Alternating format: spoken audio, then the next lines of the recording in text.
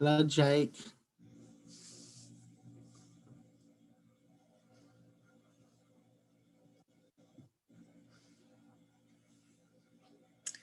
We're hearing that some folks can't hear. Can everyone hear me, or can other people hear me? Wave. Yeah, okay. So Allie, I'm thinking maybe you want to try your audio settings.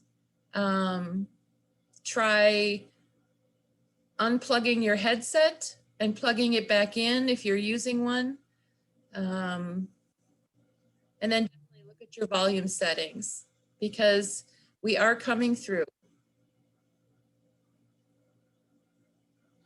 Rebecca, should I just hit continue? This meeting is being recorded and it says continue, and then it says leave me. Should I hit continue to get that off the Continue. screen? Yes, please. Okay. Okay.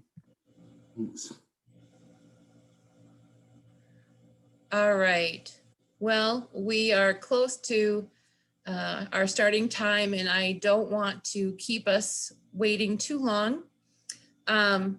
My name's Rebecca Buller, and I am so pleased that you are all here today. We have an interesting and I hope hopeful that it's going to be a helpful conversation with Rockey Robins, who is a professor at the University of Oklahoma in counseling psychology, and also members of the Choctaw and Cherokee Nation. He's published over 60 articles and chapters all about issues Native Americans face psychologically, spiritually, and politically. And he's worked as a counselor at Creek Nation Behavioral Health and continues to run psychoeducational groups across Indian country. We're excited to have him with us today, and I'm going to turn things over and let him take over.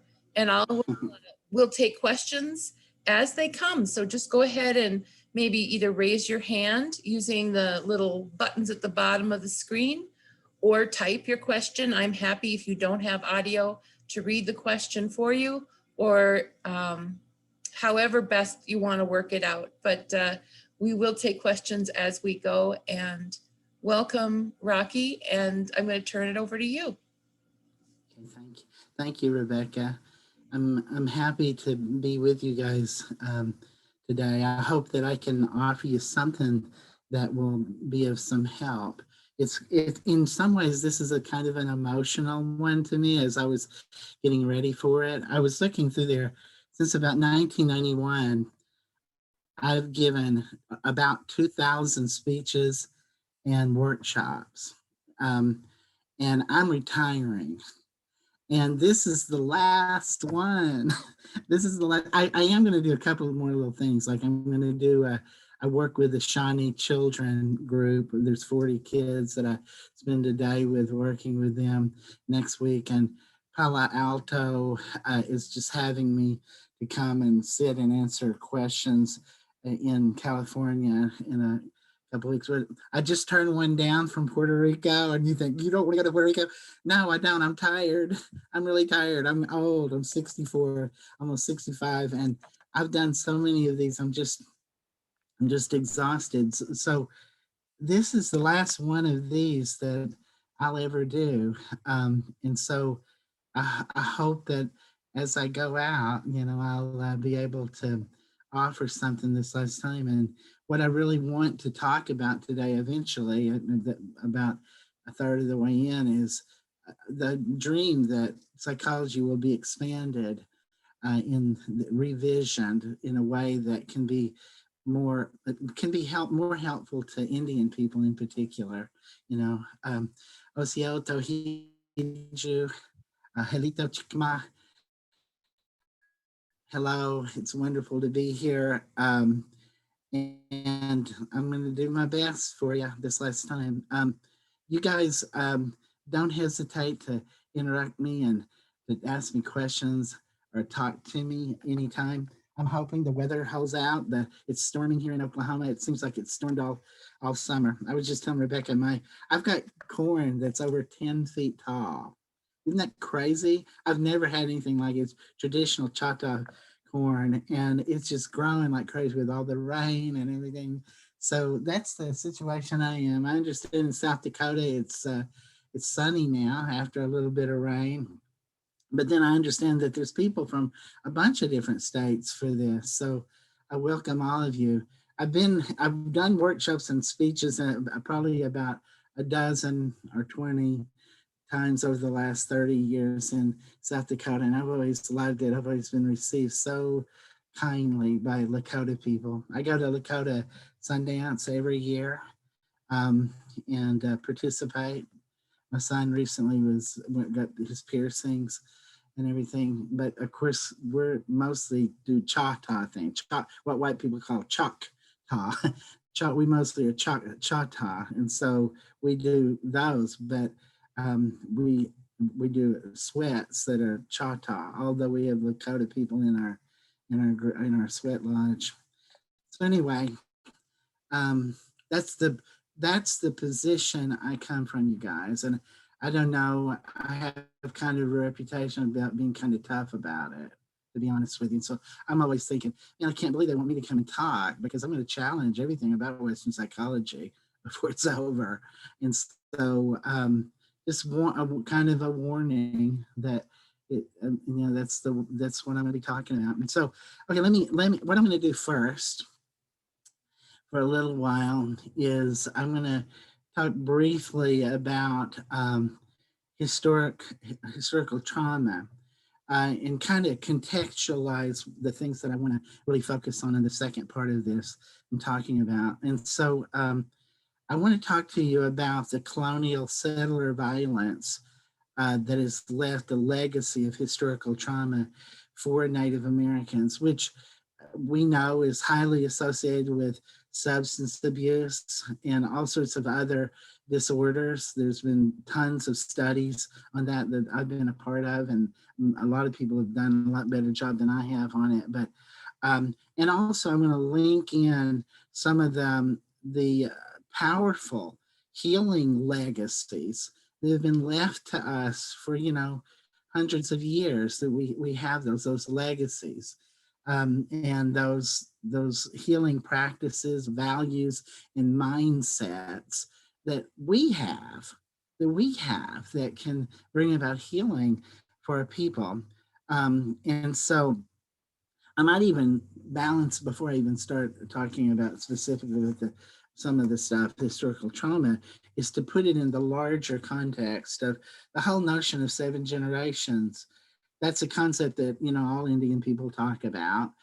I think it's far too often it's not talked about much, among a lot of psychologists and counselors, and it should be, because that's a part of our traditions, that before you make a decision, before you do things that are really consequential, you think about how will this affect the generations in front of us.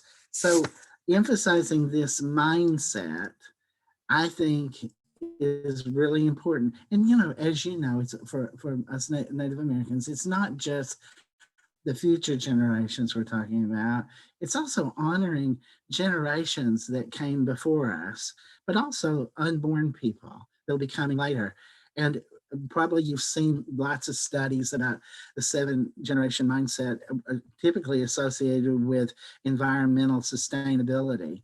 But I think it should be something that's really integrated into all of our counseling, especially with Native American people. I think it's actually applicable for everybody. But I think it could really be used in combating substance abuse disorders. Now, don't kid yourself. I know for a fact that one of the real difficulties for people with substance abuse is dealing with this delaying gratification. And so the whole notion of 7 generations directly combats that. But often this particular group of people's desire for a high, and to avoid a withdrawal, takes away the capacity or the propensity to think ahead about things. So don't kid yourself. I know the limitations of that. A lot of other things have to go in it, but I really believe that that should be integrated. There's some potential in the repetitive use of the whole notion of that mindset, that seven generations mindset. So I want to contextualize it that way, because what I think is missing too often when I talk to people who work with Indian people is they sometimes lack the positionality that could be really helpful. And in fact, by not assuming or at least attempting to put themselves in the moccasins of Indian people and their positionality, they end up doing a lot of destructive stuff. And if maybe not destructive, if it's even if it's just neutral, it misses out on the potential that could be there for Indian people. Here's an example of, positionality should be a part of every one of our vocabularies. And yeah, I'm using critical race theory. It's incredibly important. I think it's the most brilliant people on the planet right now are writing critical race theory. And most people who hate it don't even have any idea what it, hadn't even read one book about it. Um, but let me say this. I was an Indian activist long before critical race theory came along. And yes, most critical race theory comes from a Black philosophical perspective, and that's really important to know. But this is the way I look at it. A person the other day made the comment to me just in a situation like this. A person said, I really think that you shouldn't use some of these critical race theory ideas when you're talking because, that's mainly a Black perspective. And I sit there and I said, it's so important to distinguish Indian activism from Black critical race theory. But I got news for you. If you bring anything on Turtle Island, we have a right to raid it. I don't give a damn what it is. We have a right to raid it. You're in our land. And if we will take what we can, and you have no capacity whatsoever to get on some ethical hill and talk down to me about what I use if you bring it to Turtle Island. And so, yeah, that's sort of the positioning. It's talked a lot about from critical race theory, but it's always been talked about in Indian activism. Let me give you an example of it and how important it is for you to understand this incredible thing. The other day, I was walking down the hall at the University of Oklahoma, and a woman came up to me and she said, Rockey, I just got to talk to you about this because I know you'll be kind about this and you'll tell me, your view on this and this will be helpful. But she said, I have a friend, professor friend, and she's moving to Hawaii and with her family, and she's got 3 children that are in grade school. And she said, and I guess you've seen on television lately how those Hawaiian natives are telling some of the people on the beach to go home, that they should just go home. And she said, it really scares me. I'm afraid these Hawaiian natives are going to really hurt these 3 kids when they go to school. And so I sit there and try to think about it. And, the way I look at it, we should never give up on anybody. We should really work to bring them in. I'm not a person that likes to call people out. I like to call them in. And sometimes that takes a lot of patience and time. So I thought, how do I say this? And so I tried to think, okay, help her to get in a different position from which she's talking about. And I said, as a Native American person and persons of other races, groups, and continents and everything, what we've seen forever is we've seen when white folks show up on our land or reservation or Indian behavioral health systems, all of these other things, what we've seen is a couple of things really. One of them is to impose their particular viewpoints upon us and call it healing or a progress. But the other one is they come in, we've had this a history of having our land and our people mined. Everything is mined when white folks have showed up. And so I said, it's really important that you have the capacity not to be defensive and to position yourself from a Native American point of view or a Hawaiian Native perspective before you go anywhere. And so I want to say that first, that we're used to white folks coming in and mining us. And so think about it that way first. I said, now, next to that, I want to say a couple of things. When I was working on the one reservation I worked on for ever up in northeastern Kansas, I remember a white kid came to our school that I was teaching at and got beat up the first week. I was terribly embarrassed. I was terribly horrified that this young man was blonde-headed guy. And I really watched out for him for weeks. And it really bugged me that this happened. Found out eventually that he had said something to one of the Native girls who was on the football team. She played football.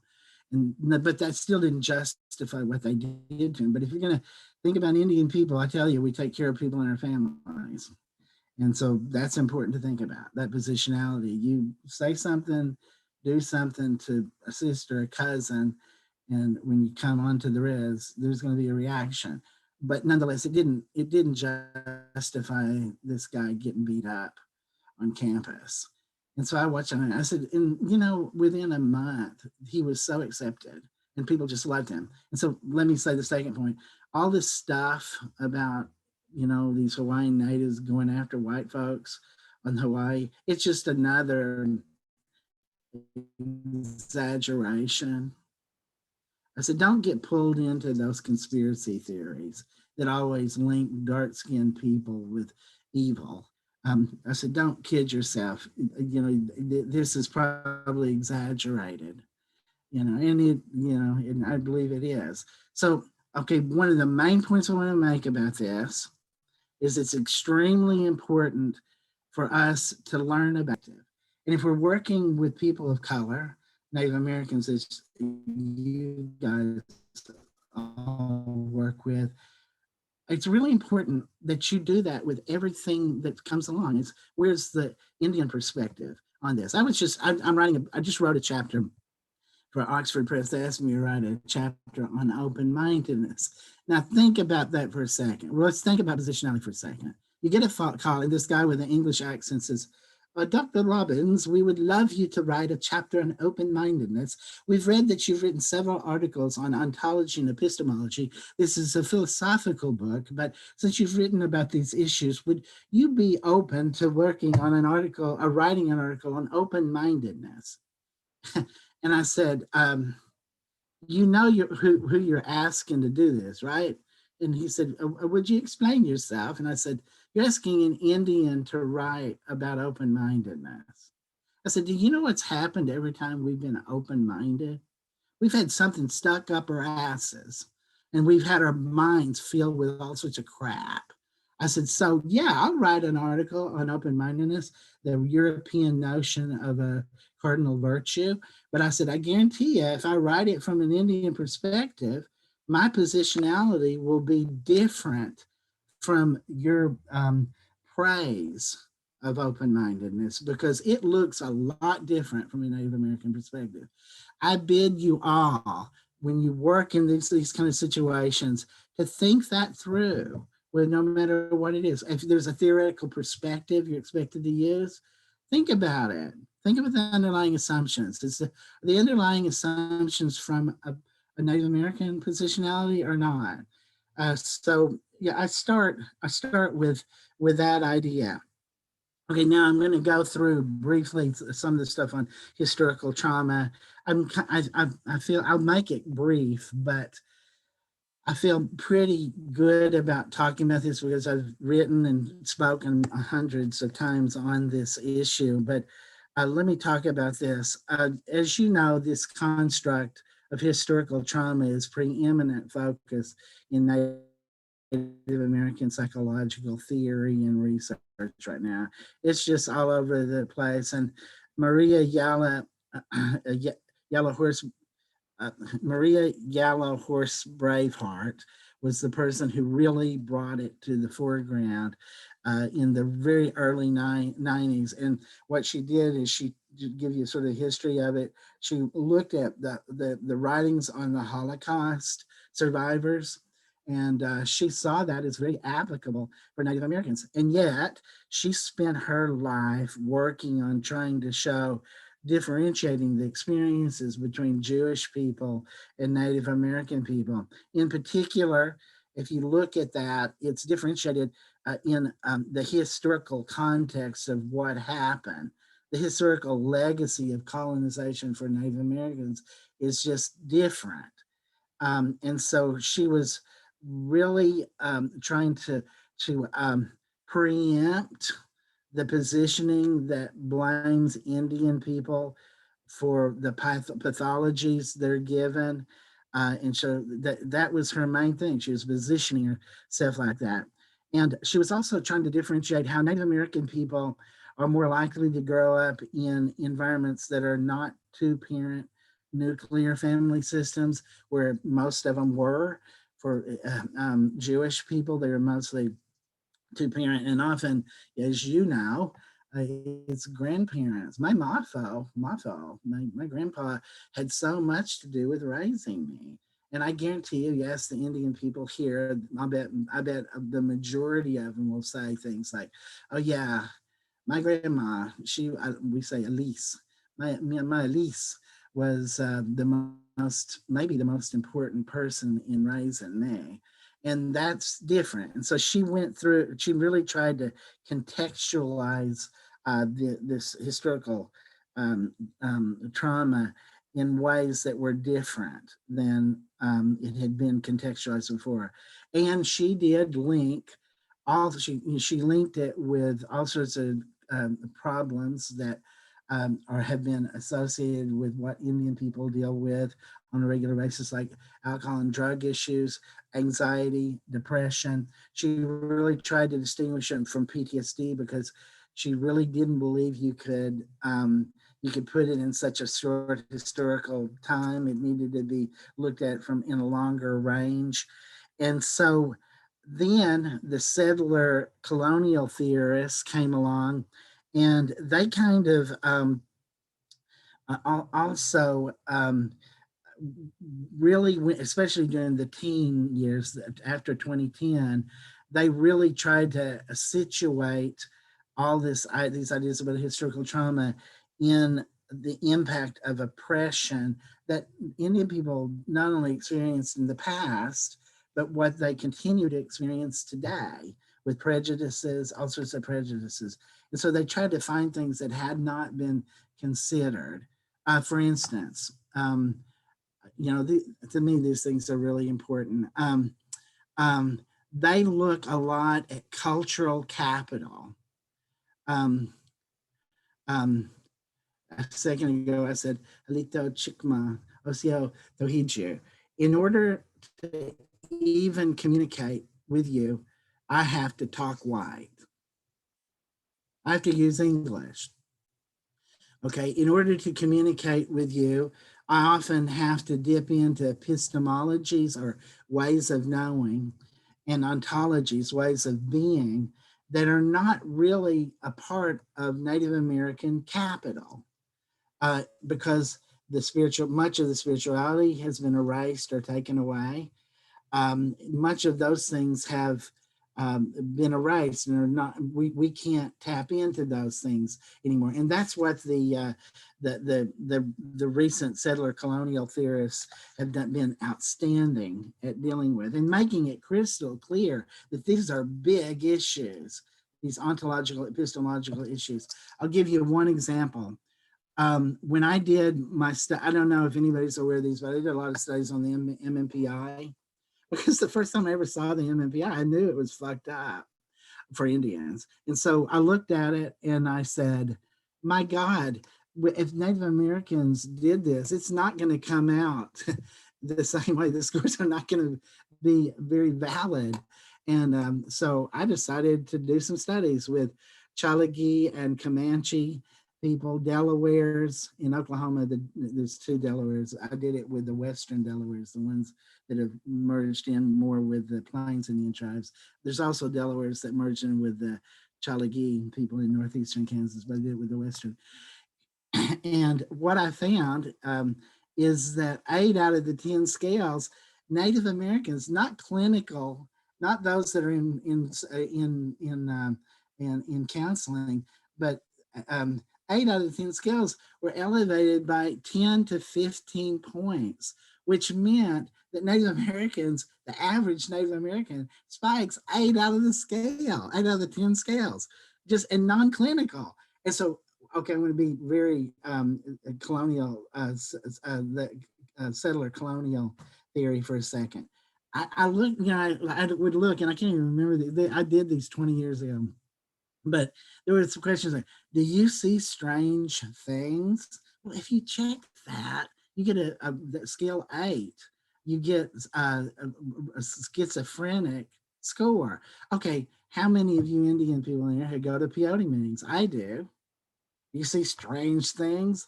I've been over 500 sweat lodges, to sweat lodge over 500 times. Have I seen strange things? I see lights. I see ancestor spirits. I've had incredible experience. Have I seen strange things? You're damn right I have. Okay, and how about those about being paranoid, about being distrustful of the government or police and things like that? There's all sorts of things in there that Indian people, you know, I mean, we're 9 times more likely to go to prison than white folks. We're 3 times more likely to go to prison than black folks. Are we a little bit worried about the system being against us? Of course we are. But you score those out, and it looks like the person has some kind of mental problem. But so many of them were there. That's an example of how pathologizing and stigmatizing Native Americans when many of the Native Americans come from a worldview that's really different. Is an example of how that happens, and that's what the settler colonial people were really great at. Okay, let's go on a little bit further.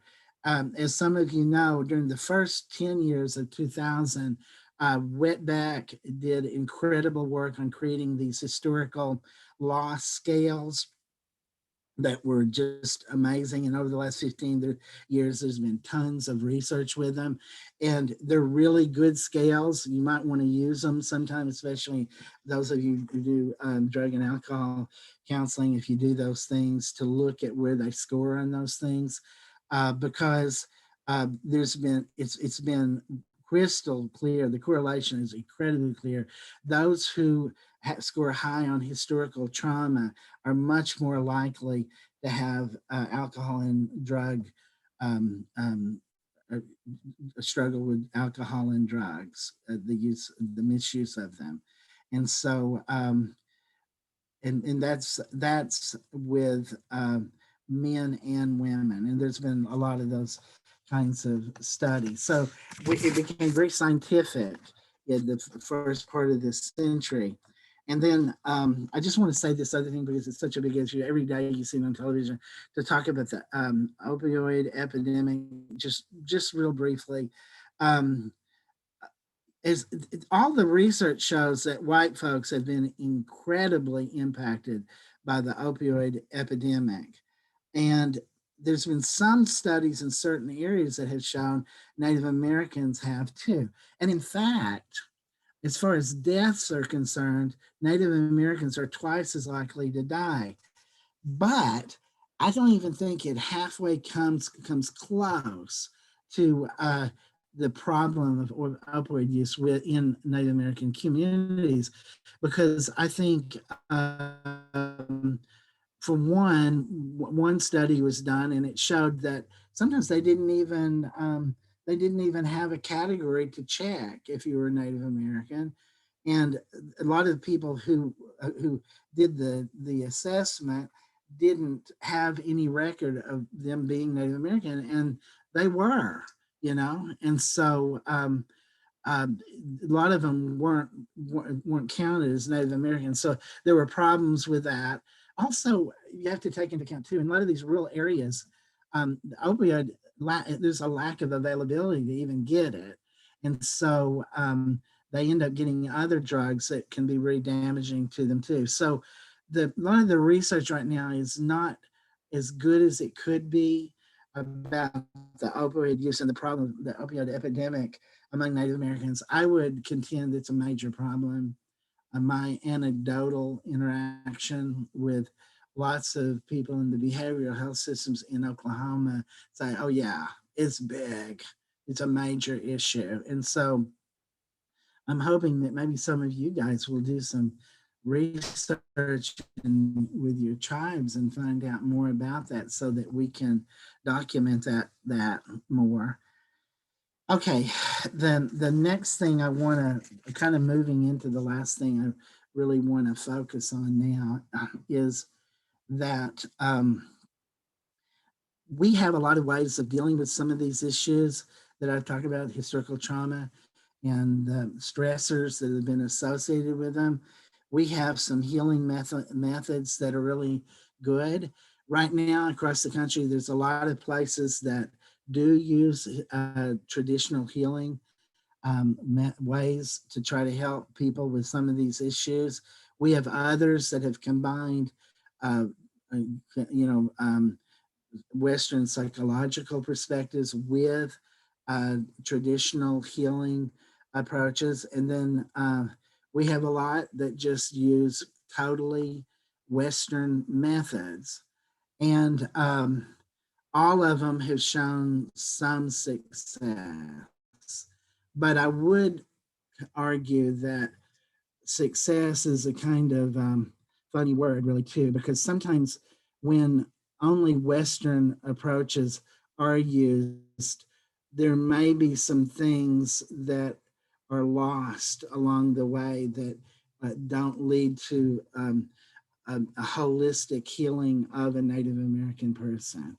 Now, I get to be careful about some of these things. Like you read a lot of places where they'll just say something like, "Oh yeah, well, what I started doing, I started smudging in session." I think that that's really good, smudging, or I used some kind of sacred article or something like that. I think there's positive things that could happen with it, but be careful about not just doing raids and shades approaches, which what I mean by that is you kind of tack on a trinket onto what you're doing and call it Indian. Um, you know, putting on a little trinket onto something, onto what you're doing, does not make Indian therapy. Although the way you use those specific things I meant can be very helpful, and if it's contextualized right and everything else, I think it can be larger than that. I really wish that there was a possibility, and there are in a lot of places where there's actual sweats that people can go to along with the kind of therapy that they're using. There's encouragement to participate for us at stomp dances, down here in South, we stomp dance. And I've had a lot of my clients engaging in stomp dances. We also do a lot of place therapy where things are done in sacred places. We bring that in.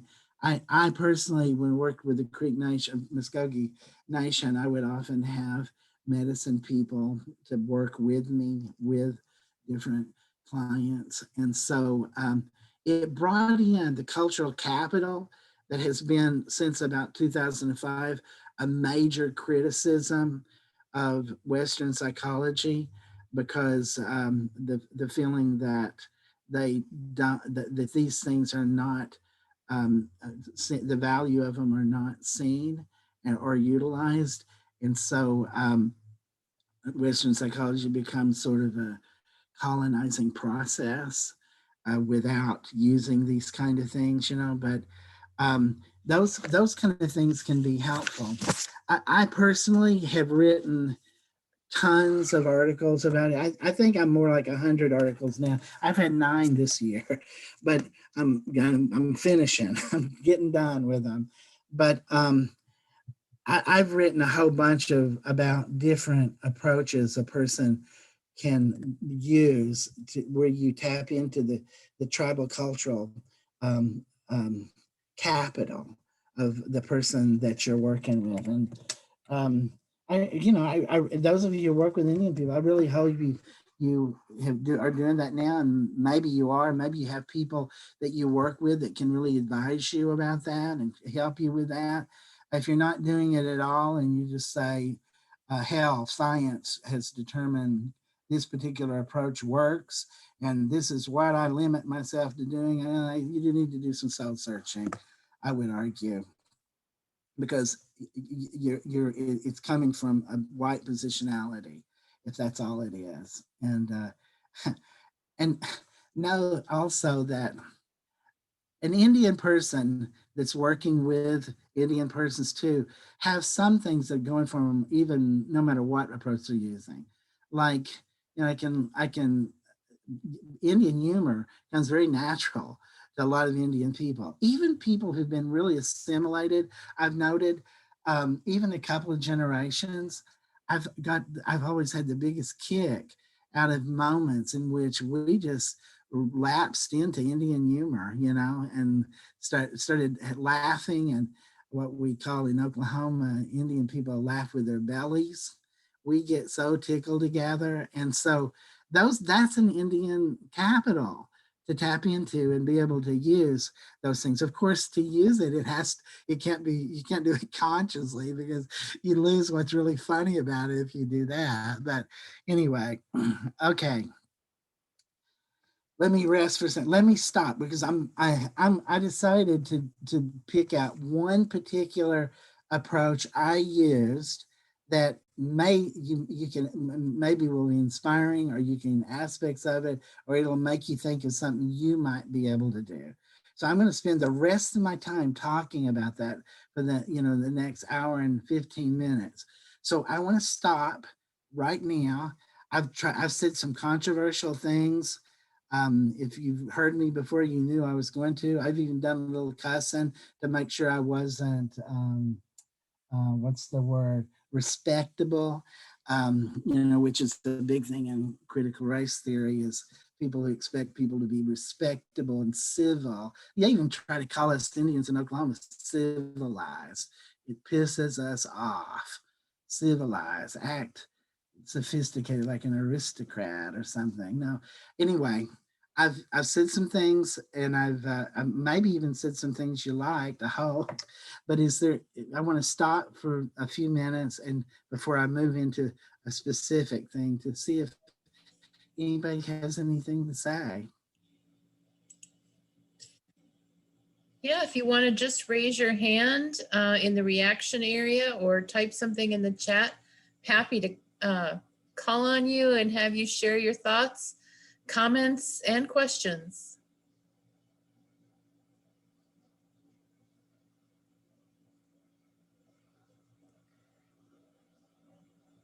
Rebecca, I'm always worried when I don't see people's faces that they're not even out there anyway. But I wonder, I've always wondered if that is what happens, is people don't even listen if they're not, when I see people, like see 4 people. I think 4 people. many are listening. Some are eating, and because we're over noon hour, so we get a lot of people turning their cameras off. But I do want to encourage people, and I guess one of the things I teach at the university level, and so I have a question, and I'm just going to jump in. Okay. No one else. Okay. How do your colleagues at the counseling department? How do they? What do they think about your theories, and often it's got to be evidence-based, and the scientific pieces that go along with psychology. How do you deal with academicians and their need, the colonization of education? Yeah. Yeah, when I first came on at the University of Oklahoma, it was kind of a big deal, you know. And like when I first started, qualitative research wasn't even, you could not count it. Qualitative research wasn't counted. And so I had to battle that at first to get my, because most of, not all of it, but most of my studies are qualitative studies. And so it took a few years to begin to see that change. Um, I tell you, one of the things that I've encountered, Rebecca, and maybe you've encountered this too, is I talk pretty tough when I speak at these kind of things. But the truth is, you know, my son is a real guy. He's the most powerful speaker I've ever heard. He was debater in college. He was like number 2 in the nation as a debater, Choctaw, and he would speak. Half the things he would say would be in Choctaw because I didn't understand half the things they said, so I'm just speaking Choctaw. And so he tells me this, and I'm going to take this. I mean, he says, you know, everybody loves you that works with you. You're the most loved person there, and he says, because you're so nice. You're always being so nice to everybody. And he says, you know, everybody hates me. He said, because I say exactly what I think and I challenge people and I shake them up, really shake them up. And he said, I don't care if they like me or not. He really doesn't even like to speak English. He likes to just speak Choctaw all the time, just be around Choctaw people. But one of the things I've had to deal with is, like I said earlier, I would call people in rather than trying to call people out typically. And I make relationships, Mitakuyasan for the Makotas out there, that we're all related deeper than blood. And so I start with that.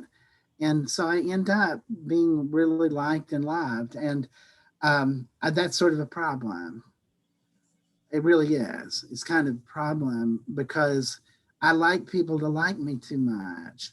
And so I have to deal with that a lot. And so then I get in challenging situations and I have to really force myself to stay in there and challenge what's being said. I think that though that I've been able to bring a lot of people along. In fact, I wrote the pillars for education. These two empirical psychology, empirical education people, and they asked me to be a part of the writing up of our education pillars this year. And yes, I got in there things like education has not been a good thing for Native American people, and that a lot of healing needs to take place in healing. I got ecological issues in our pillars. And so I guess that they trust me and don't think I'm going to be too mean to them has resulted in me at least being able to bring a little bit of those changes. But Rebecca, I've wrestled like crazy trying to maintain my Indian stands that are often not acceptable in Western world, and trying to acknowledge that, like Lakota said, we were, you know, Howard Badhand, our Sundance chief, always says they misinterpret Mitakuyasan. Mitakuyasan is not we're all related. It's we're related deeper than blood. He's supposed to be the expert in Lakota language. He's done all this stuff with it, and I've always loved that. You know, we go into the lodge and we acknowledge we're all related, no matter what race and everything. And yet, I've also had to wrestle with maintaining really strong stance so that it does shake people up enough that they can expand a little bit. I'm sure you run into the same thing, Rebecca. Maybe you're tougher than me. No, no. Sherry's laughing. I don't know how tough I am. I'm more tough love. I think I'm much more like you too. Yeah. We I had do. a question. Just you had mentioned something about I missed what you called it, but it was like a historical trauma assessment or something that you can assess Indigenous Oh, folks yeah. with. What was the name of it? Oh, the scale that you took. Yeah, let me. I kept this book open because I couldn't remember the name of it. Yeah, let me see. It's right here. It's Whitbeck, Whitbeck, Whitbeck, and he wrote I think it's a 2004, but it's historical loss scale, And he has another one called, am I talking too fast, Cherie? No, you're fine. Okay, and the other one is historical losses and associated symptoms scale. Historical losses and associated symptom scale. Um, Historical losses and associated symptom scale. And yeah, a lot of people are using that in research right now. So now if that one thing is accomplished today, I'll be happy. I mean, I think that's can be really helpful because it'll help you understand the complexity of what the person's working on, I think. Great. Thank you. Yeah. We've got 2 more questions come in. Joy, do you want me to read it? I'm gonna go ahead and do that unless you interrupt me. What is the most respectful way to open a dialogue with someone about their culture and cultural perspective if it's outside of your own? Okay. You know, that's a really, really good question because there's certain obstacles that you have to overcome in order to do that. And one of them is, you know, you have to really think through the humility that you're starting with. Again, I'm positioning, all right? And what I would say is the English word humility comes from a Christian perspective. And it's really important that you, if you're going to take the Joy, is it Joy Fusco? Is that right? I see Yeah, a it Joy. looks like Yeah. Fusco. Okay. And so a person has to really examine that. One of the things that C.S. Lewis, a Christian writer, wrote, he said, one of the most dangerous things there is when we start thinking in terms of our humility. He says, because it can turn into something very prideful. It has its opposite in it. See, I'm talking philosophically. Derrida, the philosopher, says that within every cardinal virtue, the opposite is included, and it has to be imploded because it has no definition without its opposite. If you study philosophy, you probably read about stuff like that. But so the first thing, Joy, is to really stay in there with the very humble positionality you've assumed, to really look in the crooks and crannies of it to find out where it's coming from and what influences might be upon it, what it really means to you to assume that positionality. And I think it's a great positionality, but it's one that I think a lot of people don't think through as much as they could. Then a person has to be really careful about another obstacle. Once you start working from that positionality, know that one of the temptations will be to get that person to teach you about their cultural capital. And that can be problematic at a certain level because they're really not there. If you're talking about a counseling situation, they're really not there to be your teacher. And often in some of the reviews of counseling that I've seen, some of the studies we've done, that'll actually become a complaint of the client. Well, I spent so much time teaching my counselor about my cultural capital that I feel like it turned into me working with them. And so that's the next obstacle that you have to deal with, finding a balance. Yes, learning about certain things, but also not letting it totally dominate the conversation, that you're also just trying to listen to them as best you can. One of the things that helps me, Joy, is I like the idea of getting as much knowledge as I can about the person. And that doesn't mean what job they work at, but listening to the tone of voice. Like my tone of voice, I've said some pretty harsh things, but if you were listening to my tone of voice, you probably kind of recognize Rocky's a pretty gentle person, really. He cusses. I think he probably cusses, so you'll sound tougher. Probably true. But the listening to the person's voice, the way they speak, not always even their opinions. But I do this little thing, like I had a guy come in one time, he sat down, he threw his stuff down, And I was working at a clinic at the time, and he was a white guy, and he said, first thing I want to say, I am so glad you're not like these people. And he gave me the paper, and it was about Indian people getting certain monies. And he says, I'm sick and tired of these lazy Indians not doing their work. And like I have had to do. And I had to sit there and look at him for a long time. And I was so pissed off. I wanted to start cussing at him, but I didn't. And I had this weird thing that happened to me, Joy. I looked at his eyes and I thought, those are the same eyes that he had when he was 4 and 5 years old. And I have never met a little boy or little girl that's 4 or 5 years old that I just wasn't charmed by, that I just loved so much. I've just always, when I've got to them. And so I thought, look at what's behind his opinions, the human being that's behind his opinions instead of the opinions he's stating. And so if I can keep listening to that tone of voice, if I can keep being with that person, even though they're coming from a totally different perspective, eventually maybe I can connect with them as a human being and I'll get to know who they are. And then I can move into respecting that person for the battles they've had, their unique battles that they've had, and then become responsible eventually for helping them to expand their awareness about cultural issues. To me, it's a spiritual journey. To really and truly take these positionalities that I've been talking about, it's your way of becoming spiritual.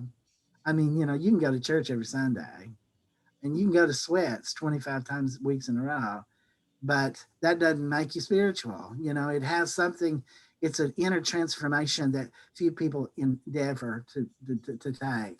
And so patience, you have to be really patient, keeping that humble viewpoint, standing up for what you believe, but not so much that you turn the person away, that you try to stay in there with them until you can bring them on just a little bit. And sometimes it's just a little bit. Sometimes the steps a person takes is a real small step. And to celebrate within yourself when you see even the small step taken, you know. Is that helpful at all, Joy? I'm just kind of be with you That's about wonderfully that. helpful. Absolutely wonderfully helpful. I just don't want to come off as nosy. The education piece is absolutely true. I see that, how that could be a stumbling block. Absolutely. But no, that's extremely helpful. And I've read a lot of C.S. Lewis, so I get that part. Thank you. That's really neat. Somebody said a beautiful thing here too. Cherie said, continue to listen after being offended. Oh, it went off. I missed the It says, rest is of it. it Cherie, what was the rest of that? Continue to listen, Cherie. Is that what you said? Yeah. Yeah. Yeah, I basically said continue to listen after being offended is exactly the way to understand the other person's perspective. And I agree that you do have to stand with them if you are to understand them. And standing with them sometimes is standing with a person that you are complete in conflict of beliefs. I love talking to you guys about this particular topic because you guys have to do it every day for, I don't know, 5, 6, 7 hours a day, having to work with exactly the question that was just asked. I'm going to just add one more thing to it. This is just something that I've had in my head for the last 20 years. And this isn't necessarily with clients, but to some extent with clients. I've learned that there's some people you can talk to that you can debate the issue with. You can really debate it. And they bring up something that you don't agree with, but they have some facts, scientific issues. They have some not just scientific, theoretical perspectives, cultural perspectives that they can offer that you can graft onto the way you look at it and you can grow. And then you have some people that just don't know anything about what the topic they're talking about that you can engage in some teaching where you can teach them about, like positionality, positionality. Maybe you can teach them about that. You try to do it in a way that's not pedantic and condescending, but you can teach them. And then there's some people about certain topics that you can't talk to them about. They're not ready to engage about that yet. And you just and you have to learn not to do it. Like there's certain people in my family that are very racist against black folks. And when I'm at reunions and when they start in that stuff, I challenge it. But I also know that they have this very their opinions were somehow locked into them are locked in them so much that they can't be shaken about it. And so I end up thinking, okay, I know this person probably loved their children and wrote little journal things about the cute things that they did until they were 4 years old and protected them from running out in the road. And in spite of saying these horrible things, this person has Unelahi, God in our language, in them. And so I'm going to talk to them about those grandchildren that they have. And so I'll connect with them, get to know them in that way. But I realize that there's certain things that they're not ready to talk about. So those three ways have helped me a little bit to think in those terms and not enter into mean judgment about anybody. You know, my medicine for white bear that I work with regularly, I've written 2 big articles about white bear and the things he's taught me, but he says, you know, Indian way, the worst thing you can do is judge others. You can't judge others. And I said, he said, that's why you can't see the invisible world, Rocky.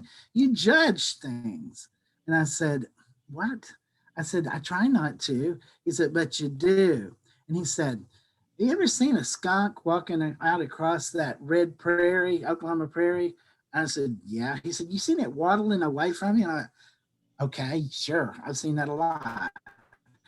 And he said, you think it stinks, don't you?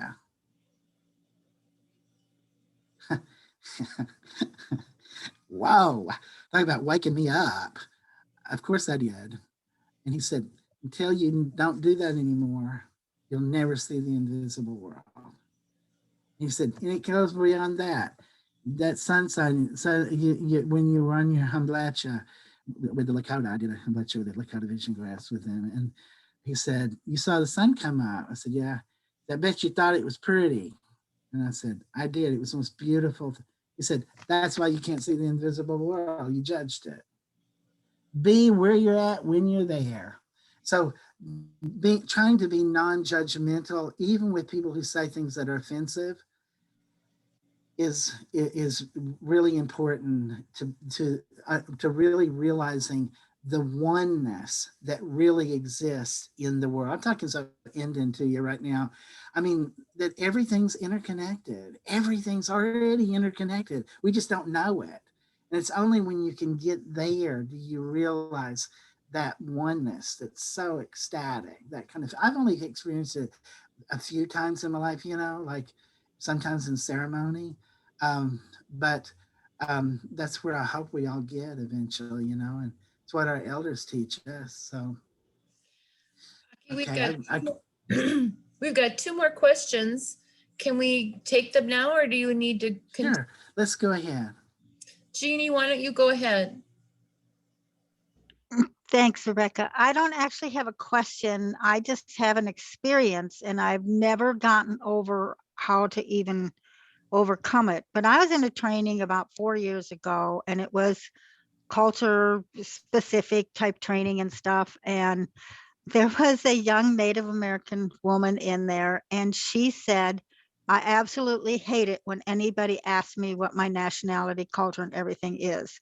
And I just was just kind of blown away because I grew up in isolation in a small rural town in Minnesota.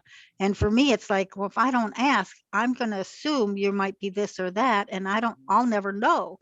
So, but I have since then hesitate even asking, no matter what their nationality, race, or anything is, to ask for fear of offending them, offending anyone, you know. So it was just an experience I had, and I really have not gotten over it. Yeah. Boy, that's such a powerful experience to relate. Wow, and it's just affected you for years now. Yeah. And here I am in a situation of trying not to be a counselor necessarily, but to respond to it. Let me come at it from a couple of directions.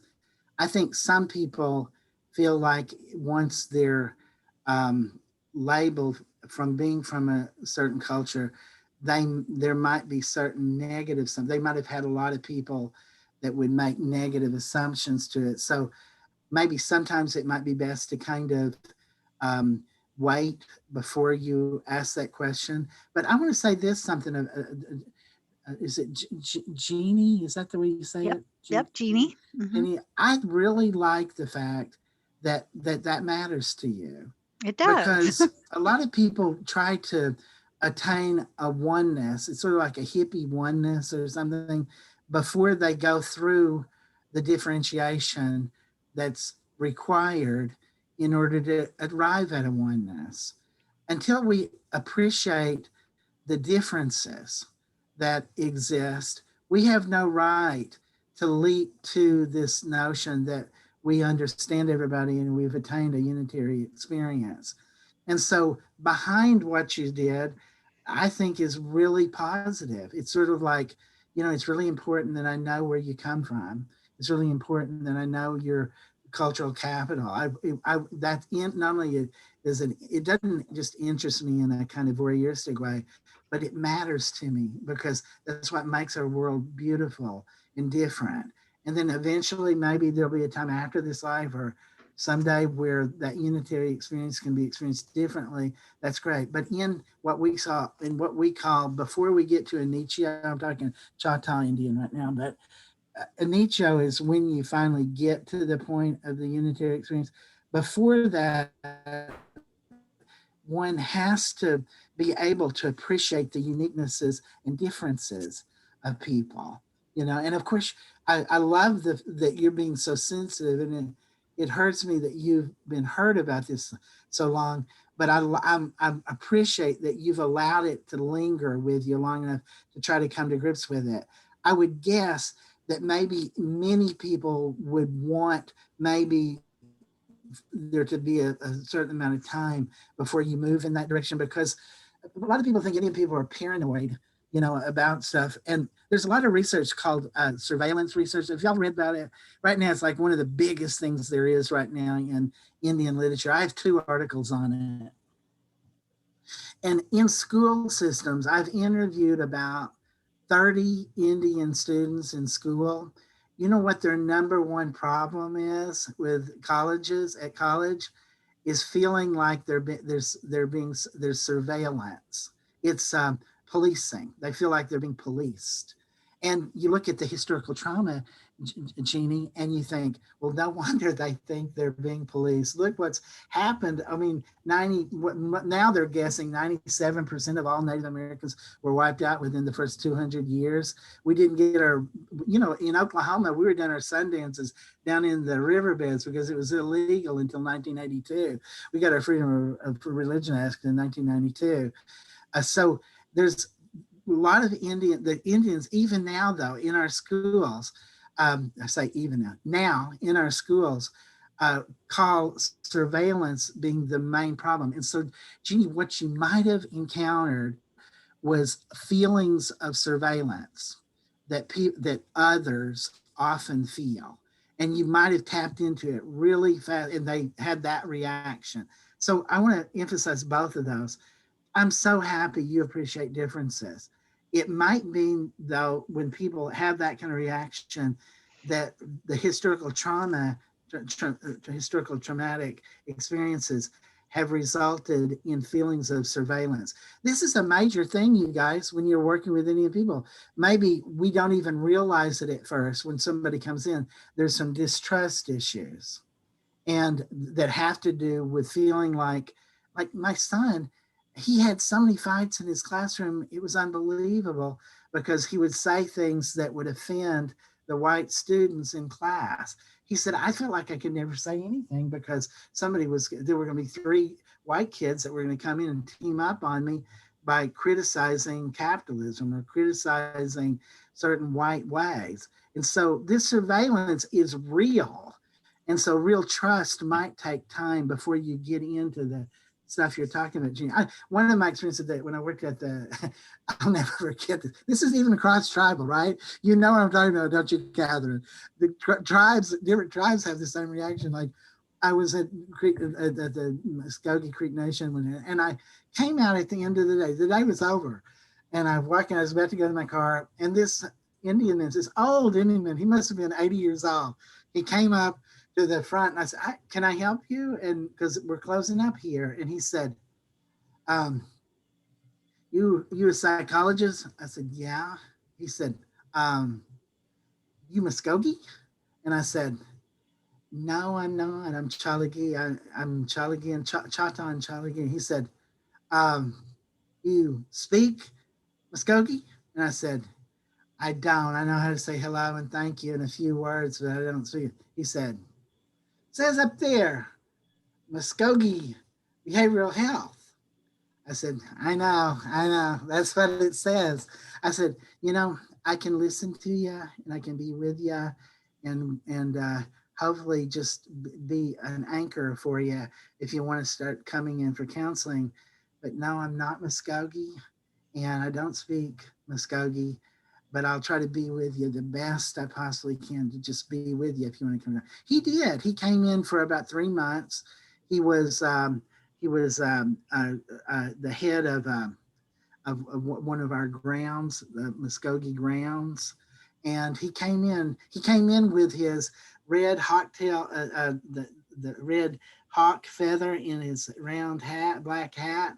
And he just talked to me. A lot of times he had lapsed into Muskogee Creek and I couldn't talk to him. We had nobody that could talk to him in his own language at Muskogee Behavioral Health at that time. But I eventually developed I think, a trusting relationship with him. And it was really beautiful, But that policing and that surveillance is always there, even in the person that you think is most assimilated. Sometimes it's even there. They might be even feeling like I'm too assimilated. I don't speak my own language. I don't. And so they're self-conscious about even being policed in that regard. So that's a big deal. Is that helpful, Jeannie, at all? I talked for an hour. Uh, Yes, I realize that there's probably some trauma behind the person saying it. And it's not even just the Native American. Then we move No. into, all the racism that's going on and the George Floyd's, so we have so many trainings on being culturally responsive and sensitive that sometimes I'm like, I don't even know where to begin. So I guess it's, getting out of myself and just realizing, because if I don't ask, I don't know, truthfully, and I want to be able to ask. So being able to find the right way to ask, it kind of goes back to Joy's question, I want to start a dialogue with you, but I would like to know more about you. Where did you come from? Because I like it when people ask about me, I might not be as interesting, but it's like I can't be culturally responsive and sensitive if I don't get the opportunity to ask the questions.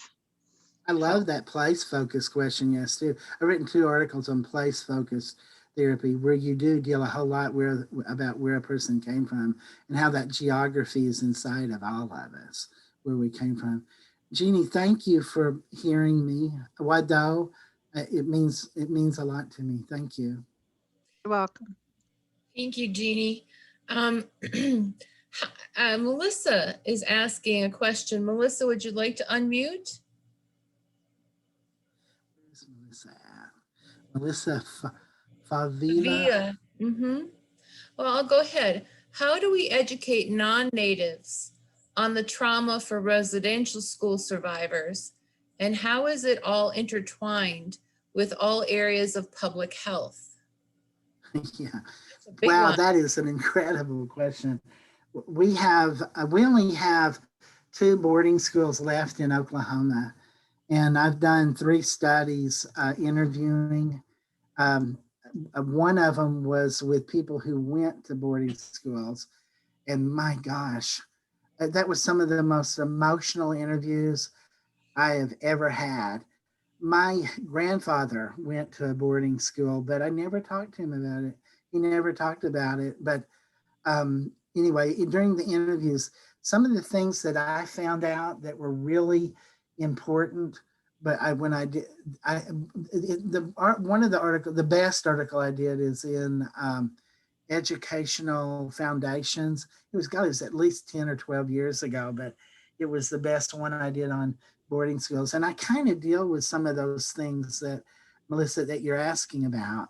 Um, and I asked them about the experiences they had when they were there. And then I asked them about how they've, some of those traumatic experiences have lingered in their lives today.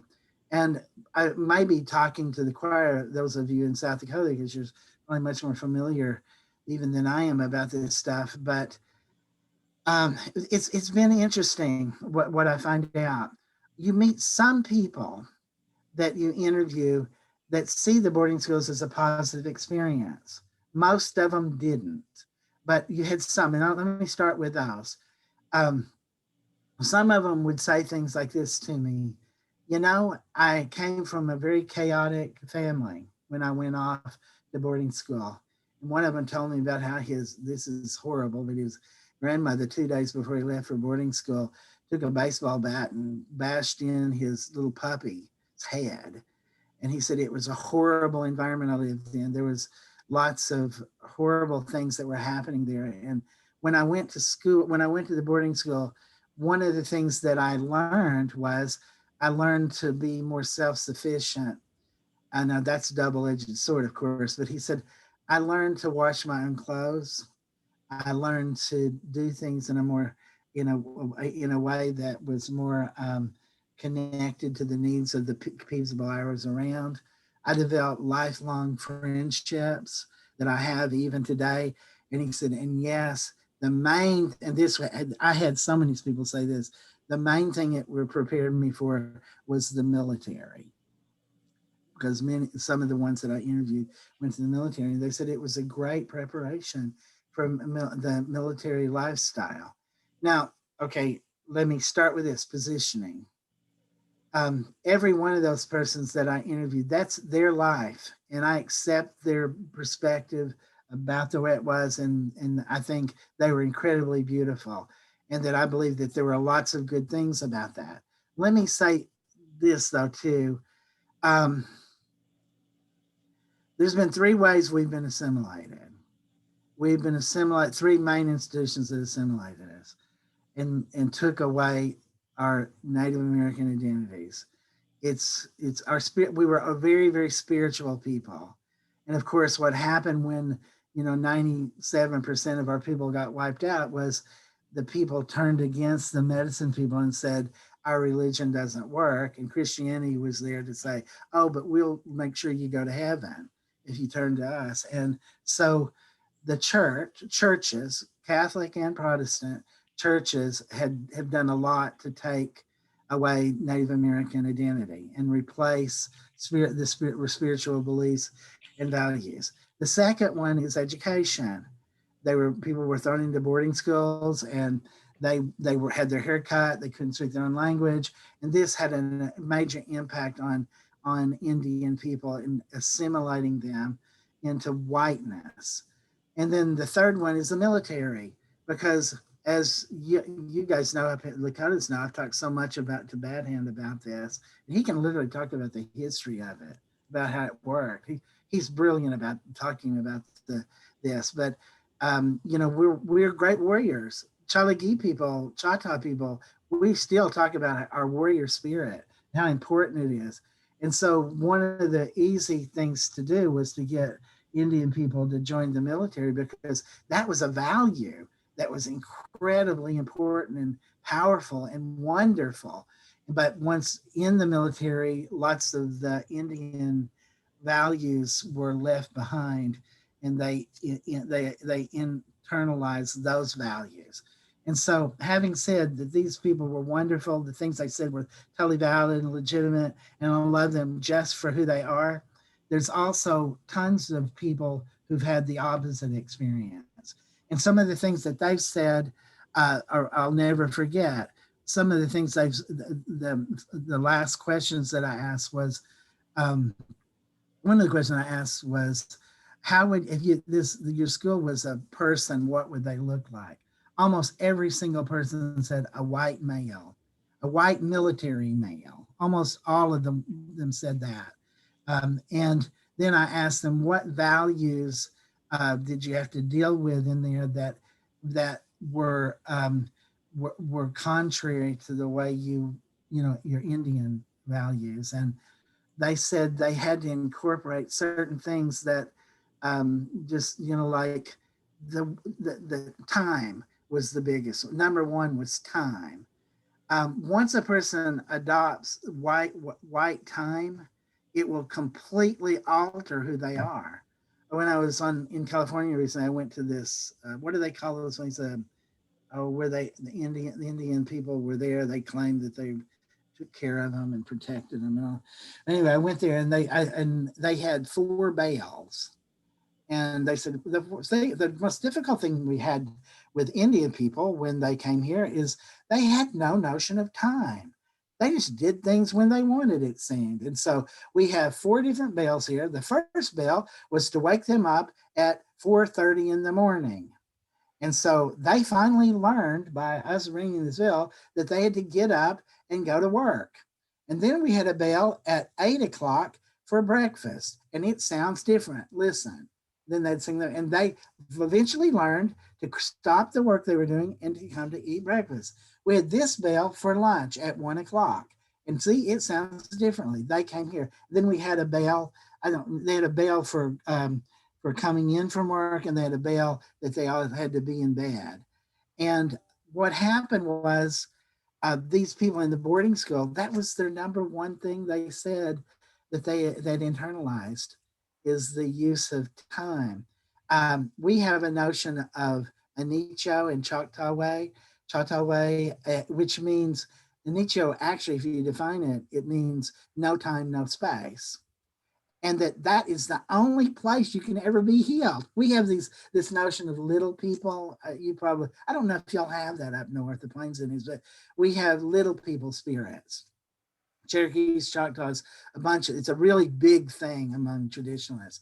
And those little people help do things, and some others are mischievous. But anyway, this is what he taught me. White Bear says, whenever you enter into a nicho, no time, no space, the spirits, a portal is open, and the little people or the spirits can come in and do healing.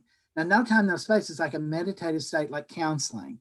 When you're counseling somebody and you lose track of the time that you're having with them in session, you lose track of it, you're in an nicho. And that's when the spirits can come in and heal. Now, he did say this. Now, Rocky, you think they're going to heal your client? Not necessarily. They might be working on you, or they might be working in the next room. He said, but you have no power over that. He said, and then when you go back into time and space, they go back and because you're in no time and no space, and they come into time and space to do healing work. Now, you might think that is totally, I'm going to cuss to sound tough, all right? You might think that's totally fucked up.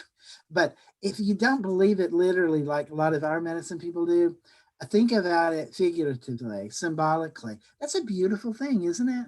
And have we lost this thing that's so important for Indian people that we enter into a nicho? And I know it's every tribe, because when I go to Sundance, the Lakotas do it.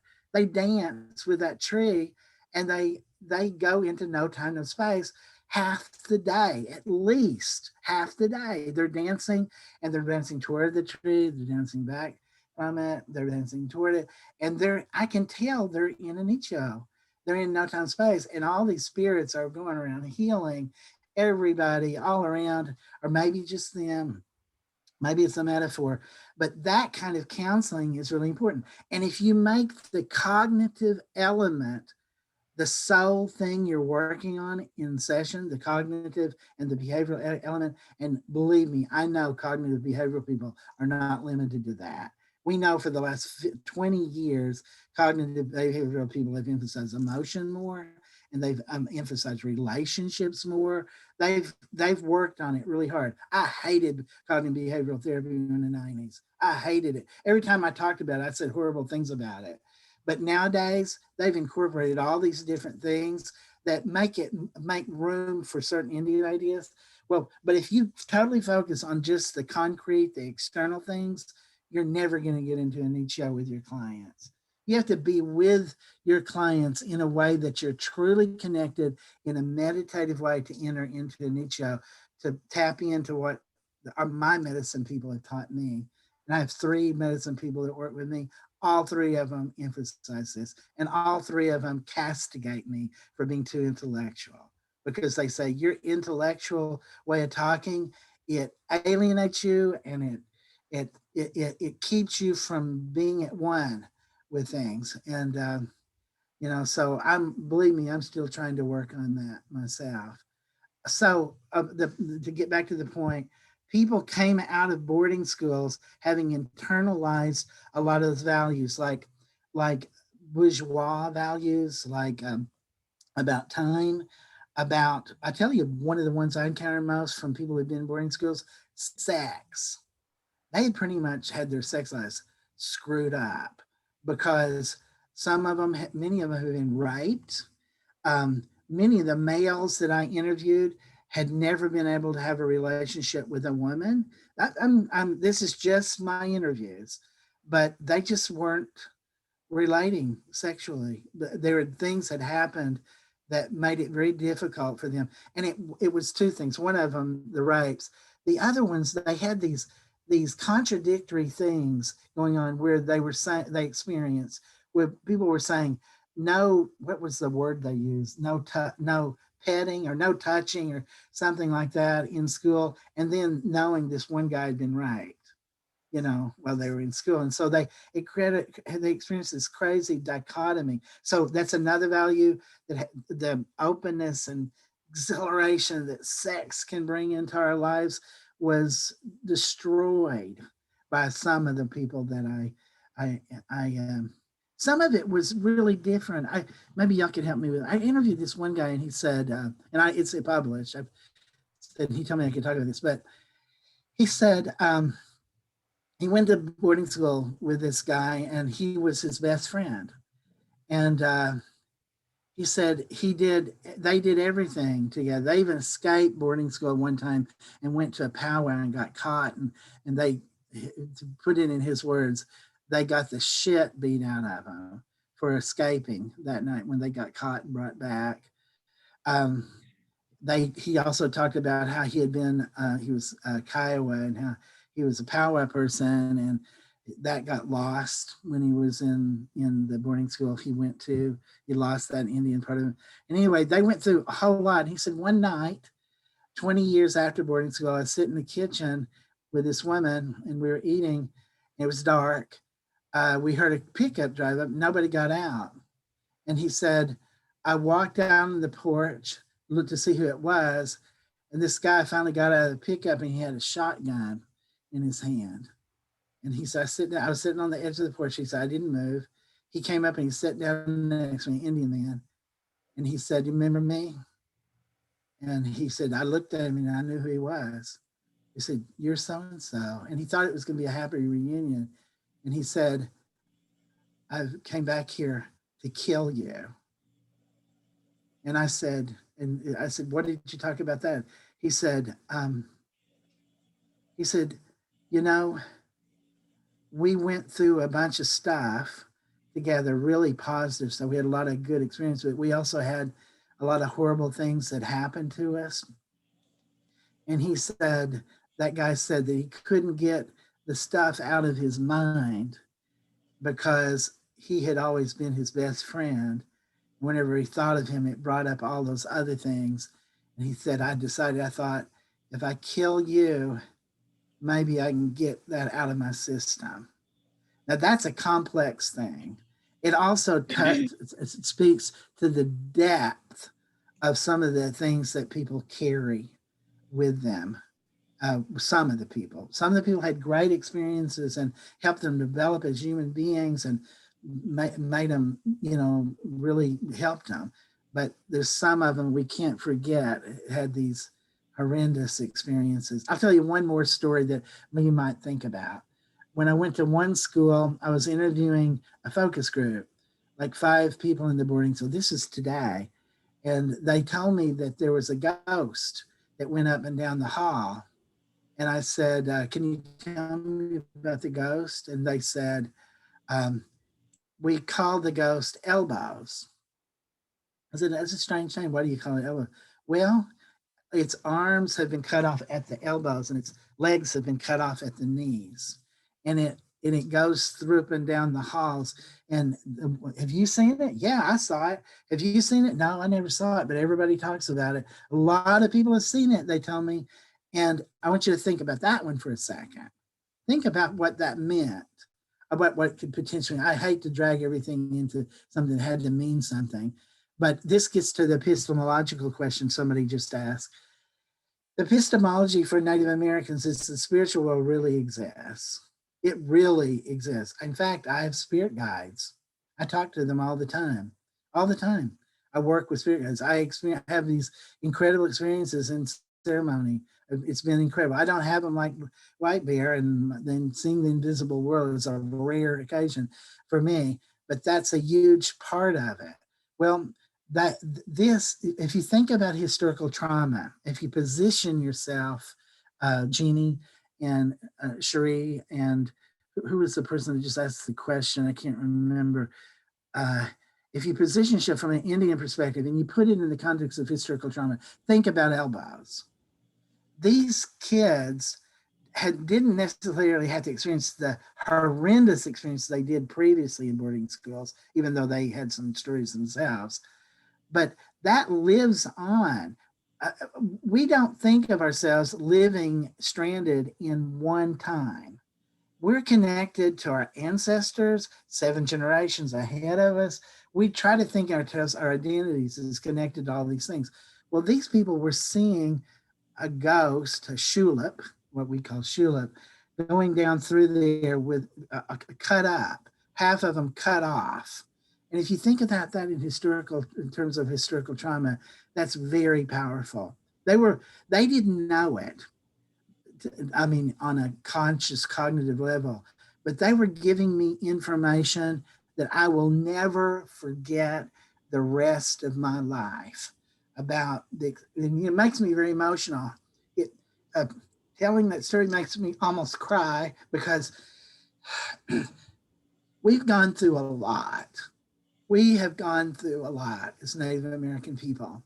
And I just want respect from Western psychologists and counselors. And I want our cultural ways to be acknowledged as healing, and our philosophical perspectives, our religious, our spiritual ideas, our personalities that get put, that we do so horribly on the MMPI.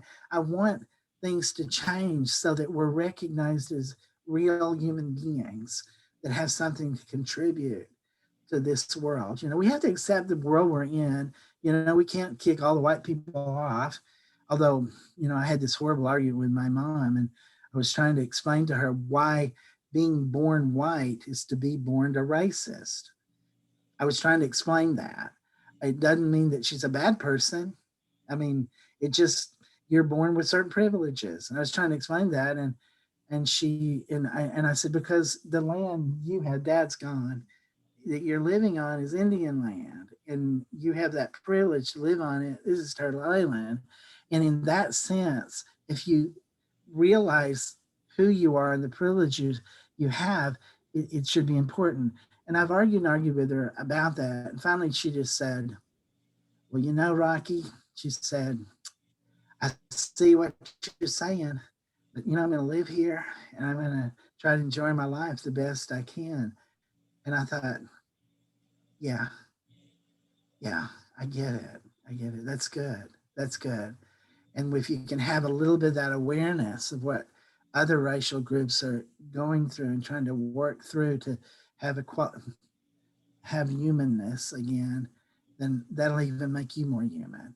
But we live in a world that we're not going to run everybody off the land, but it's really important that we remember Indian, like in Oklahoma, all the names of the mountains and stuff, they all got white military people names, you know, Colonel so-and-so, all of them. We know all of the names of the beautiful Indian Choctaw names and Cherokees have just, they're not even there anymore. Even the Indian people don't even know what they were named, you know, and that hurts. That really hurts. I tell you, it's been great because my son does all this investigation. And so he knows all the names of them, and he's always teaching me the names of these things. And so it makes you feel more validated as a human being, you know. Yeah. Somebody had a question. I only caught one word. It said Oh, epistemology. yeah, she was talking, this was Liz, and she wanted to know how can you say some more about your work around epistemology and evidence-based practices? How do we question or challenge colonialist ways of knowing? Yeah. Okay. Well, one of them in the research, I used the tools against the ones that are used against us. Where I did those 3 studies on the MMPI, where I showed that these people who we believe in our communities are normal, elevate 8 scales, and they did it 3 different times on all 3 studies. And so you fight that with that. So in the assessment realm, you can do that. You also, I think, have to be open to when you're counseling with people that that they may have a different belief system about spirits, and they may have a totally different belief system about time. That they have a different belief system about how they define who they are. You know, if you would have met me 150 years ago in Oklahoma and you would have asked my name, I would have just said long hair because that's my clan. My clan is because we didn't think in terms of our individualities apart from our relationship with the clan that we were a part of. And so there was individual identity was defined in terms of participation with others, not in terms of one's unique difference. And so that's a really important ontological, epistemological thing to realize. And believe me, all the ghosts of all previous generations weigh heavily upon the minds of the living. This continues. You know, Indian people who you think are extremely assimilated, you might be struck all of a sudden while you're talking with them that this person defines themselves more in terms of their family than they do in terms of their individual achievement. And that's really important because we often think in terms of developmental ideas that, oh yeah, people are maturing and developing into this type of person, which is usually their uniqueness. And so that ontological difference is a really important one to know. I'm gonna, is it okay if I switch into one of the points I wanted to make before I left? Absolutely. I was going to suggest that because we've got about 25 minutes. Okay, this gets to your question. Who did you say it was? Liz? It was from Liz. Mm-hmm. Yeah, Liz. This kind of gets to something you're talking about. I've spent my life trying to really unite Western psychology and in Native American ways with sweats and peyote meetings and all sorts of things. I've written a million things about it. But one of the ones I did recently, I just wanted to tell you about that taps into epistemology and ontology. As you know, most young people today don't have rituals to guide them through transitions. You know, they say, oh yeah, when you get a car, you go through the transitions, or that's a big thing or something like that. But Native Americans historically had a naming ceremony, usually around puberty, and the tribes in Oklahoma. Anyway, sometimes to this day, they're given those names at peyote meetings or sweat lodge or something like that, or a feast or something like that. But they've lost some of the ritual that went into it. Well, what happened is I had this young woman, this this woman and her let's see, it would be her uh, this woman and this young boy came in, 14-year-old boy, young man came in with his uncle with him. And the woman said, um, I'm bringing him in here because he keeps talking about killing himself. Now, as you probably know, 22% of all Native American adolescents say that they regularly experience suicidal thoughts. That's crazy, isn't it? And as you know, the statistics are anywhere from 10 times as much to 1,000, actually, 1,000% of Native Americans commit suicide as compared to the rest of the population.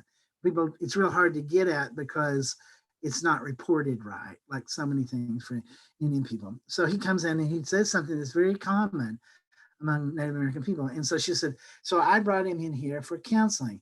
His uncle, who is an Indian activist, said, I don't believe in counseling. I think it's white and you're just going to assimilate him into something if you bring him in here. And so he said, so he refused to allow this boy, his nephew, to have counseling. And he said, the only way I would do it is if it's mixed with a naming ceremony. And so she said, well, he can't go through a naming ceremony unless he gets counseling. And so we kind of negotiated and we worked it out where I would meet with him with them once a month in counseling, and I would be a part of their planning committee for their naming ceremony. And it turned into the most extraordinary experience you can imagine. But I'd always been very open to those things. I know a lot of places say, well, you can't do that. Can you imagine how much money you would lose if you started doing stuff like that? The only way you can really make money in private practice is to see these people in individual counseling, the numbers grow up and you can make money and your place you work can make money. And well, I was always in a situation with Native American behavioral health systems, so they weren't really nearly as uptight about that. So we began to do it. And first, let me tell you some of the basic things. They came up, they brought in two elders. One was the father of his biological father who was in prison. And the other one was, like many of you guys know, a lot of grandmothers will take on grandchildren that are not theirs biologically in the Indian world. It's a real common thing. And so they got this woman who knew him all his life. And so those two joined us. Okay, think about the first thing about what I'm talking about. It's not individualistic counseling. It's understanding that this child lives it has his identity within the participation with others. So we're going to do this together. And so we got in there and they came up with, Native American people are the greatest organizers in the world. We have exactly opposite reputation. That's bullshit. You should see what Indian people have to do in order to have a powwow. You should see what they have to go through to have a feast. You should see what the Indian women of our peyote group do to prepare for the peyote meeting.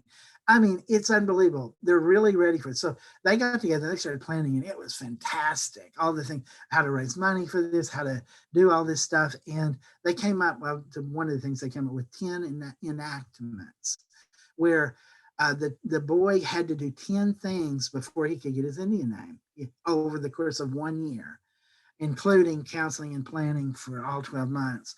But he had to do 10 things like he had to learn 150 Choctaw words. He had to learn 4 of our songs. He had to learn 4 of our traditional stories. He had to attend certain ceremonies through the course of the year. There were 10 things. If you're interested, I wrote a paper about it called, about naming ceremony. You really could look at naming ceremony and find it. Anyway, they came up with 10 different things. And then we started going through it. Well, you run into some of the things that, that are part of Native American epistemology and ontology that have been eroded. And so when we got in there, they didn't like, the mother and the uncle hated the biological father of this boy. And so whenever the elder, who was the father of him, tried to talk, they would cut him off. And one time the little boy said, the 14-year-old boy said, I think I'm more like him than anybody else. He was very quiet. He was a very quiet guy. He measured his words really closely. Well, they went crazy. You're nothing like that family. Don't even say that. He was a drug addict. He abandoned you. Just horrible things about him.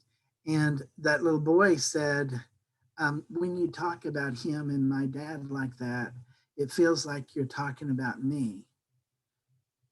We did the grafting technique, in which I said, okay, the stories you just told about all this, how does what he just said impact your view of talking about the father? And so they had to incorporate what he had to say. And I had to work hard at getting them to say, this is damaging to his identity. And so we went through that. So there was the disrespect of an elder and eroding away, even though this guy was a traditionalist, the uncle was a traditionalist. We had to deal with that. But the epistemological conflict. I have a paper, by the way, that talks about epistemological conflicts between traditional Indians and Western psychology. It was one I did like a million years ago, like 2000 or something. But we had to deal with that. And then the young boy started doing this stuff. And one of the requirements that it was he had to play stickball on the stickball team. I don't even know if y'all know what stickball is up there. It's gigantic. It's gigantic among Choctaws. As one person nodded, Jake, you know what it is? Have you played yourself? Yeah, I'm from New York, and all the kids played stickball in the parking lots in New York. Oh my gosh! With a broom handle, and a small bean ball. That's fantastic. It is a rough sport, isn't it, Jake? Oh gosh, it's so rough. Everything's rough. He got out there and played. I'm sorry. Everything's rough in New York. That's an ontological comment. That's good. And so he was playing and he got knocked down and he got the breath knocked out and he started crying. His mom went out there and got him and pulled him off, and his uncle was there and said, okay, that's it. No naming ceremony. We're not going to do it. So we went back in there and in the session to see what was going to go on, what was going to happen. And the young man said, he said, first he said, we can't do this unless you're willing to do this. First, you wouldn't go hunting with me because you didn't want to kill a bird. And hunting is a really important thing for Indian people. And you should have gone hunting with me. And you didn't do it. And I let you out of that. Now you're going to quit the stickball team. And I'm not going to do this anymore. You cannot have an Indian name. And the little boy said, but I just want to play with you. He said, that makes me feel really happy to just play with you, but not in a team. And he didn't know what to say. He just, Jake, the guy, uncle, just stood there and sat there. And then he said, I think I'm gay. Jake just froze. And so we entered into this really interesting conversation about that. I said, what makes you feel like you're gay? And he said, it's because I'm not tough. And so we deconstructed what the word tough meant. And then Jake jumped in and said, exactly, gay people are not tough. He said, I was in the Army and, you gay people, he went on and off and on this stuff. And I just kept pressing him about stuff. And then I said, Jake, I know you know our history. You're part Chalagi, part Choctaw. He's also Muskogee Creek. I said, what did we talk? How did we believe about, what white people call gay people? What was our view about that? And then he didn't say anything. And the mother said, looks like you've been colonized, Jake. He said, well, no, that we honored all people that we had several different genders, not just this binary thing. He said, we had many. He said, but I think I assumed that when I was in the Army because of some of the people I was around said those kind of things. And so I just started thinking that it really got Jake. It really, really shook him up because he wanted to be, wanted to be the ultimate Indian dude. And so it really shook him up. And it's still emotional to talk about. At the end of that hour and a half conversation, Jake, I said, so Jake, tell me somebody you know that's tough. And he said, that woman and that little boy and what they went through after their dad went to prison and they made it. He said, they're tough. And he said, whether he's gay or not, he's tough. And I respect him. And it was just one of the most powerful moments, during those sessions. He didn't stop there. The elder man said, I just want to thank you, Jake, for being the father to my son, my grandson, that my son never was. And then, I don't know if they do this up there where y'all live, but Choctaws, when we shake hands, we have one shake. We don't go. We have one shake. And they reached across and they shook hands at the end of it. So signaling a new relationship that they could have. My tears are not, I guess maybe tears because I have 2 more minutes. I'll never talk to another group like this ever again after spending my life doing it. But it's also tears that Native American people have had such a hard time maintaining their epistemologies and ontologies.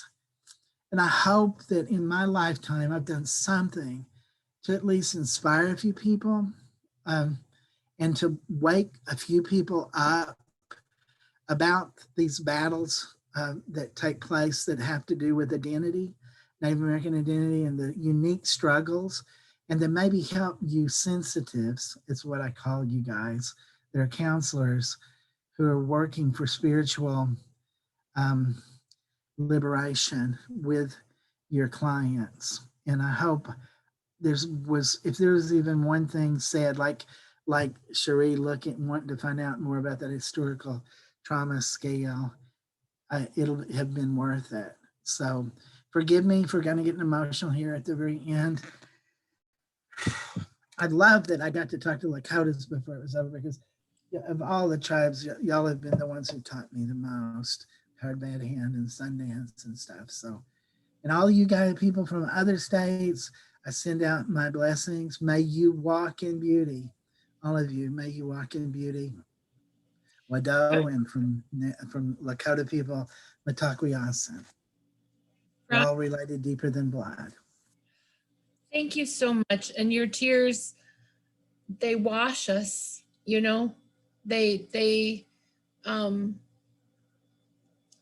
they help implant what you've been sharing with us because we'll never forget. Speaking of which, we had someone ask if you would be willing to send maybe me a couple links to some of the articles that that challenge Western ways of thinking and how to incorporate Native ways. So pass that on to the people who've attended today. I do have one. I don't know how to use the computer very well. I just know how to write things. I don't know how to, I only have one of my articles because I don't know how to look them up. My students might be able to help me do that, but I've never learned how to do technology very well. I grow 10 foot I'll do it. There's one that I can send you because I've had a bunch of people. I literally just wrote, and it's about working with this little Indian boy, traditional Indian boy. And I have gotten dozens of people write me emails about it. It's a very emotionally gripping one. It's about a little boy. He dies while I'm working with him. And people seem to love this one. I get letters from doctors, from therapists and everything, but I happen to have it because I told this person on the email, I said, I would send it to you, but I don't know how to do that. And so he looked it up in the journal. It's in the Behavior Therapist, which, by the way, is a cognitive behavioral therapy journal. The Behavior Therapist, you might have heard of it, the Behavior Therapist, and it's in that one, and it's called The Choctaw Boy and the Red Stick, a counselor's reflection on integrating indigenous traditions with therapeutic end-of-life care. And he sent me the article, he sent it to me in a way that I think I could forward it to you, Rebecca, and it would still, would it still be stuck on there if I think forward so. what he sent it? Okay. If you send me what he sent, I'll figure it out, because I can do a little research too. I'm happy to do that for the people who are here, because it sounds like you've created a treasure trove of information that might be helpful to us as we work at these things. I think the one thing that's been striking me as you speak is that we need to ask ourselves, non-natives need to ask ourselves, how can I listen better? How can I hear better? And take the time to make a system work for the person in front of you in that moment, right? So we may have these outcomes-based measurements that we have to get reimbursed or whatever. But at the same time, how can we bridge what's important to the person in front of me, to me, and then the payer, so the person can keep coming, right? And finding a way to create those bridges, recognize our privilege, and then use it to serve others. There's a lot to be learned from what you've shared, and I very much appreciate your time with us. And I'm so moved that you've chose to do this as your last one. Oh my goodness. Yeah, I couldn't reject what you were so sweet to me. Every email was so sweet. I want to say this, Jeff, I read what you wrote. It's so sweet of you. Thank you so much. We have a Chalagi way for us that we say, and thank you, Jake. It was great seeing you the whole time too. It was really sweet. We have a way where we don't believe in offering a compliment back because we believe it's a way of rejecting a compliment. And so as much as I'd like to say nice things back to you right now, the Chalagi way is just to absorb it and say wado. Thank you. Thank you. Thank you. I want to make sure as we wrap up here that everyone has their name and email into the chat. I think I got everybody for sure. A few people had to leave a little early, but I'll be following up. We'll get the survey to you for evaluation, and then we'll follow up with certificates. And we have not yet scheduled our August Women Wellness Echo. It will be, we'll take July as a break to do some of that preparation for going forward. But I welcome you all to join us again in the future. And if you ever have questions or ideas or suggestions for presenters or topics, or a question you've always wanted to know, and we can try to find someone to speak to it, please feel free to email me anytime. And I wish you all a wonderful rest of your week, and be well, and thank you, Rocky. So much. Yeah. Thank you, thank you, Birdie. Bye, you guys.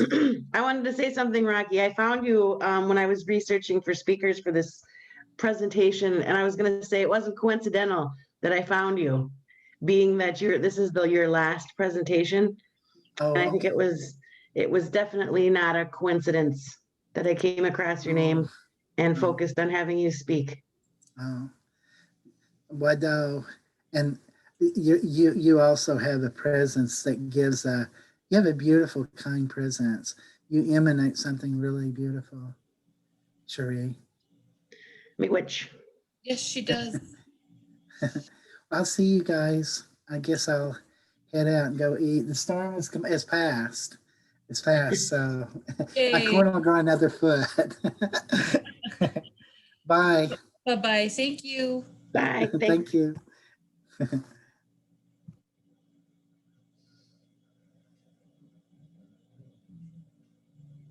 Hi, Rebecca.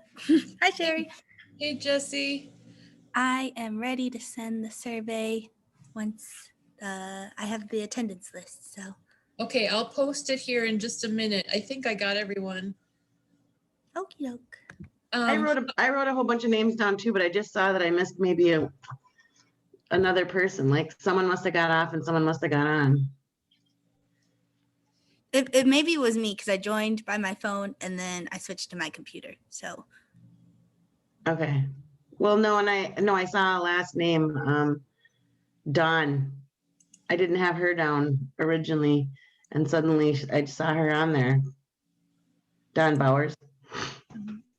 So, but I have everybody else listed too, Rebecca. I'll double check. If you put it on the end drive or send it to Jesse. I just have it written on Oh, on on paper. paper. You I guess silly it's just the person. three of us now. Yeah, I got rid of everybody else. Oh, that's right. You can do that. I can. I decided, okay, you guys should go. Jesse, Yeah, I was how- gonna say, how not coincidental was that? Because like my last day is tomorrow and that's his last presentation ever. And I thought, what's weird, Rebecca, is like, we kept having trouble getting a hold of him or getting, we were having trouble like getting it committed. And I kept thinking about all these other places to reach out to, but I just kept going back to him thinking, no, I want him for some reason. So, and it must have been for that reason, I his think last so. presentation. It was so lovely. It was so lovely. Yeah. You are recording, by the way, just so you know. Still.